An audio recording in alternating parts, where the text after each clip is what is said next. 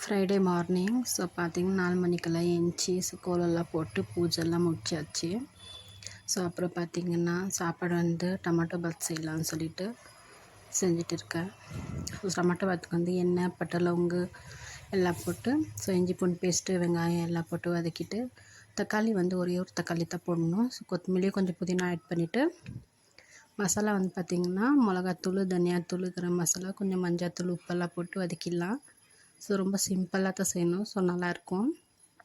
So அப்புறம் பார்த்திங்கன்னா breakfast வந்து என்ன செய்யலான்னு பார்த்தேன். ஸோ சப்பாத்தி செய்யலான்னு சொல்லிட்டு, ஸோ இந்த பக்கம் பார்த்திங்கன்னா தண்ணி வந்து கொதிச்சிடுச்சு. ஸோ 1 கிளாஸ் அரிசிக்கு வந்து 2 கிளாஸ் தண்ணி ஊற்றணும். ஸோ கரெக்டாக இருக்கும். இப்போ சாப்பாடு வந்து ரெடி ஆயிடுச்சு. ஸோ அதுக்கு பார்த்தீங்கன்னா சப்பாத்தி, ஒரு பக்கம் வந்து கீரை. ஸோ பாப்பாவுக்கு வந்து சப்பாத்தி, டீ.